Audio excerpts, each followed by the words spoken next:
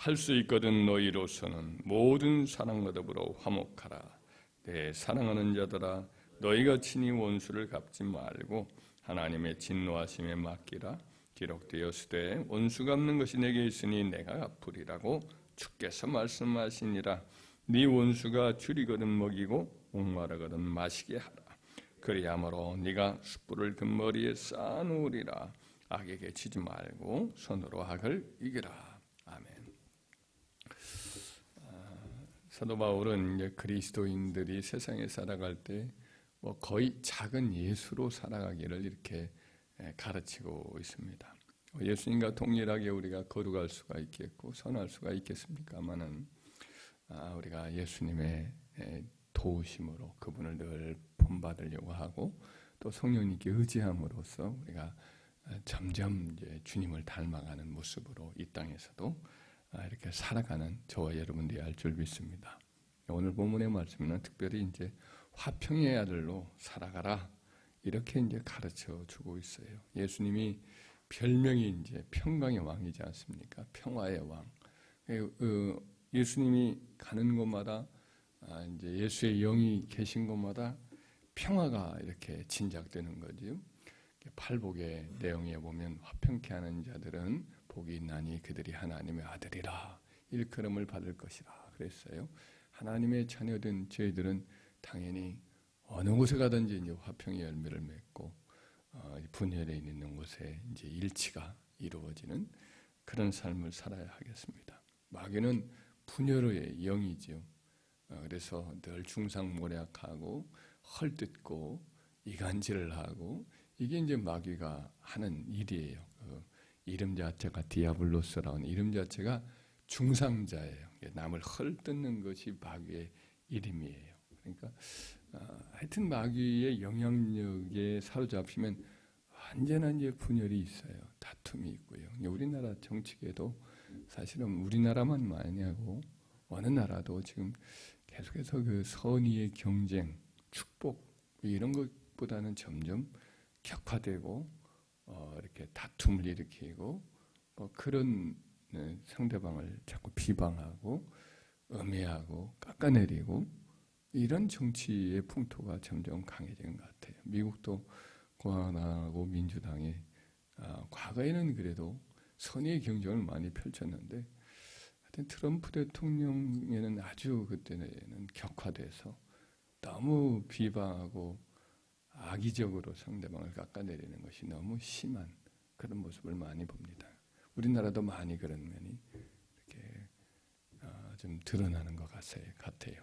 물론 긍정적으로 평가도 하는 평론가들도 있습니다만은 우리나라가 역동적으로 서로 경쟁하고 있는 그런 정치판도다 이렇게도 평가를 합니다만은 그러나 좀 너무 저희가 볼 때는 힘들고 스트레스를 받기도 하고 그런 경우도 꽤 있는 것 같아요. 그래서 하여튼 이런 이면에는 악한 영의 역사도 있다. 생산적이지 못하고 파괴적인 이와 같은 마귀의 역사가 있는 거죠.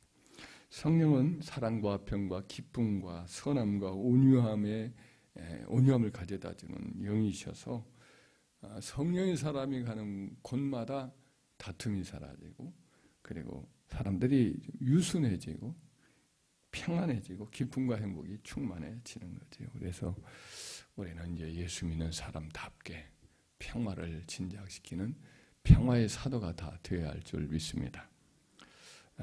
물론 모든 사람에게 그렇게 우리가 해도 모든 사람이 다 우리와 평화의 관계를 맺는 것은 아니에요. 그래서 오늘 18절에 보면 할 수 있거든이란 단서가 붙은 이유가 그겁니다.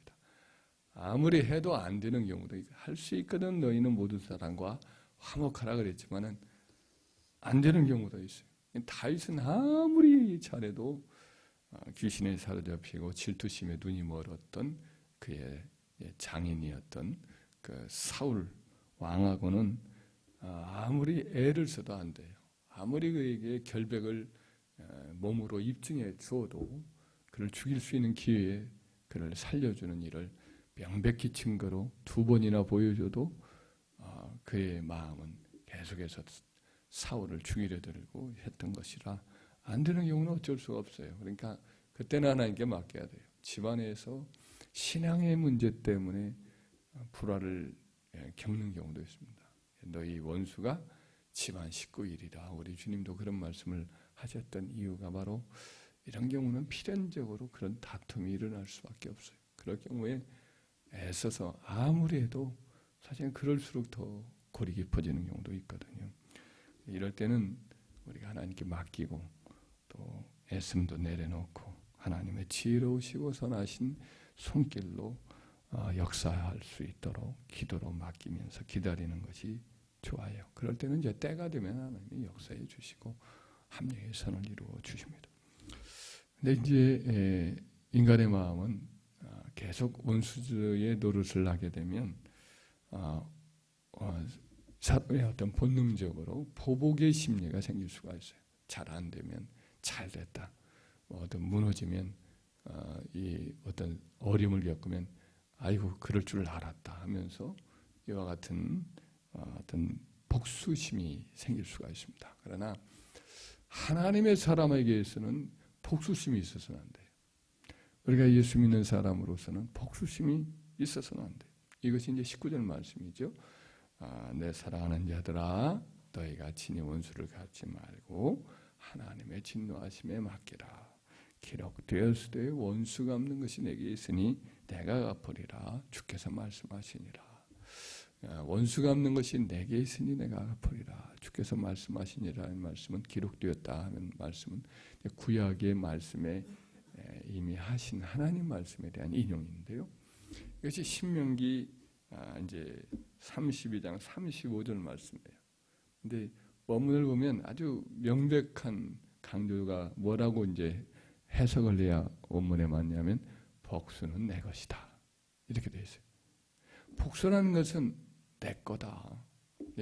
너희 소관이 아니다. 이렇게 하나님이 이스라엘 백성들에게 하신 말씀이 나옵니다. 복수는 나의 것. 이렇게 하나님이 딱 잘라 단정적으로 말씀을 했으니까 우리가 스스로 복수하려고 하면 하나님의 권한에 내가 나서는 거예요. 하나님의 주권에 내가 이제 하나님 자리 차지하는 거죠. 그래서 그것은 절대로 하지 말아야 될 사항입니다.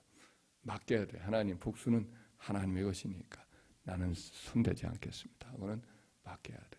그리고 대신 힘써야 되는 것이 뭐라고 말씀하냐면 20절 21절에 한번 같이 읽으면 네 원수가 줄이거든 먹이고 목마르거든 마시게 하라. 그리함으로 내가 숯불을 그 머리에 쌓아놓으라. 악에게 지지 말고 선으로 악을 이기라. 이렇게 말씀합니다. 악한 일을 하는 사람에게 오히려 선할 기회가 주어지면 그 사람한테 선으로 행하라는 거예요. 율법의 말씀에도 보면 이런 말씀이 있어요. 네 원수가 만약 나귀를 잃어버렸으면 그 나귀를 찾아서 갖다 주어라. 네 원수의 나귀가 짐을 옮기다가 그냥 짐이 너무 많아가지고 쓰러져 버려 있고 엎어져 있으면 가서 짐을 부릴 때 도와주고 그 나귀를 다시 한번 일어날 수 있도록 그렇게 원수를 도와서 짐을 다 정리해서 그렇게 또 나귀를 갈 수 있도록 도와줘라. 이런 말씀을 했어요. 못 본 채 하지 말아라. 이렇게 말씀을 하시거든요. 이제 북한의 행태를 보면 참 이 속이 상하지만은 하여튼 그게 우리의 혈육이잖아요. 우리의 동포잖아요. 그래서 우리가 군사적 용도로만 쓰지 않는다는 보장만 있다고 한다면 하여튼 어떻게든 도울 수 있는 한 우리가 도와주기를 힘써야 하겠죠. 네, 그 캐나다 큰빛교회 그 임현수라는 목사님은 북한에 하여튼 수십 번 다니면서 병원도 지어주고 혹은 어떤 농작물 짓는 이런 것을 위해서 많은 애를 썼어요. 근데 어느 날 강연에서 북한 행태에 대해서 이렇게 좀 비판하는 말을 했어요. 그 다음부터는 이제 따라잡아서 결국에는 체포를 해서 재판에 붙여가지고 노동교화의 그 형을 살고 아주 뭐 그런 참 치졸하죠. 북한이 하여튼 자기 존엄에 대해서 조그만 말을 좀 했다면은 무조건 잡아서 그렇게 일방적으로 북한에 가서 도와줬는데도 불구하고 거짓을 해요. 수십 번을 다녔어요. 수십 번 다니면서 수많은 돈을 북한에 썼는데도 그런 짓을 하죠. 하여튼 참 선을 악으로 갚는 그런 정권인 것은 분명해요. 우리가 북한 정권 자체는 무너지도록 기도를 많이 해야 됩니다. 그러나 북한의 형제들은 참 우리의 혈족이니까 우리가 늘 기도로 또 물질로 이렇게 선을 베풀어 가기를 힘써야 할 줄 믿습니다. 개인적인 경우에도 해를 끼치는 사람을 향하여서 우리가 원수 갚는 일은 우리 몫이 아니고 기회가 되는 대로 선을 행해야 돼요. 우리 김대중 대통령을 생각해 보면 참 그분은 해를 많이 당했잖아요. 뭐 전라도에 그 당시에 정치적으로 이렇게 출신이 정치적인 어떤 영향력을 끼친다는 것은 우리나라 풍토상 참 어려운 일이었어요. 경쟁자로 나섰던 김대중 대통령에 대해서 하여튼 박정희 대통령이 계속해서 위해를 가하고 그랬던 것도 사실입니다. 그러다가 결국 중앙정부였던 이우락을 통해 가지고 일본에서 이제 활동하고 있었던 김대중 대통령을 납치를 해서 완전히 결박을 해서 배를 이용해서 동해바다에 빠뜨리려고 실제로 했는데 그때 이제 미국 정부부터 어떻게 알았는지 이제 헬리콥터가 뜨고 그래가지고 차마 던지지는 못했어요. 그때 이제 주님을 만났어요. 이번에 기록에 의하면 이번에 고백에 의하면 부활하신 주님이 그때 그에게 나타나셔서 말씀하시고 그런 어떤 개인적 체험도 있었어요. 그러고 나서 참 뭐 얼마나 공포스러웠겠어요. 근데 그 트라우마를 잘 이기고 이후에 참 박근혜 대통령 그의 딸인데 늘 이렇게 선하게 대하는 것을 기억이 납니다. 대통령 재직 시에도 그 이후에도. 그리고 사실 전두환 대통령하고는 이제 우리 광주 사태의 배우 인물로 지목을 하잖아요. 그래가지고는 체포해가지고는 그때 사형 선고를 내렸어요. 사형 선고를 내려서 감옥에 몇 년 동안 있다가 이제 하도 세계에서 언론이 이렇게 들고 일어나니까 결국 미국으로 보냈죠. 근데 그 이후에 이제 국내에 들어와서 정치 활동을 하고 또 대통령이 되었을 때도 하여튼 전두환 대통령 이순자 여사를 늘 초청을 하지요. 그리고 뭐 차별하지 않고 늘 용서의 말을 늘 직접 하고 또 그렇게 대했어요. 그러니까 이분을 보면 참 대단하다라는 생각을 해요. 예, 이분이 정말 예수님을 제대로 믿는 분이다라는 생각을 합니다. 그래서 이런 점에서 참 그리스도를 믿는 신앙의 원리를 따라 이렇게 원수를 하나님의 손에 맡기고 오히려 그 머리 위에다 숯불을 놓으면 얼굴이 뜨뜻해지겠잖아요. 상대방이 부끄러운 거죠. 이순자 여사하고 전두환 대통령이 그 우리 김대중 대통령 보면 참 좋아했다는 말을 이렇게 하잖아요. 감사하고 좋아했다는 말을 하는 것도 참 그것이 쉽게 나오는 고백이 아니잖아요. 이것은 김대중 대통령이 하나님의 사랑으로 정치적인 모든 이익 여부를 내려놓고 용서함으로 그와 같이 행한 것이 아니겠는가라는 생각을 하게 됩니다. 일본에 대해서도 대통령께서 김대중 대통령이 그렇게 유화적인 태도를 취했던 것도 이런 그리스도의 정신으로 그와 같이 행했던 것으로 이해하게 됩니다. 사울이 참 악을 행하여도 다윗은 그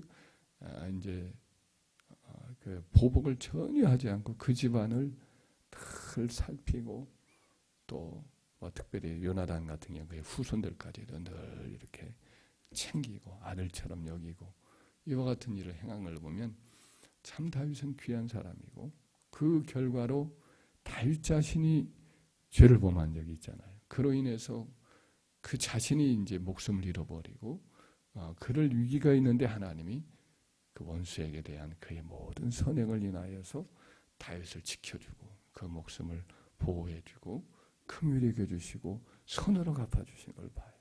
우리 주님이 행하신 그 모든 일로 그렇게 또 선으로 또 갚아주신 거죠. 우리도 이 땅에 살면서 그런 점에서 원수 갚는 것은 주님께 있음을 알고 선으로 악을 이기고 늘 할 수 있거든. 모든 사람과 화평을 도모하는 그리스도의 사람이 되어서 주님으로부터 이와 같은 긍휼과 화평의 또 축복을 받는 저와 여러분 되기를 주의 이름으로 축원합니다.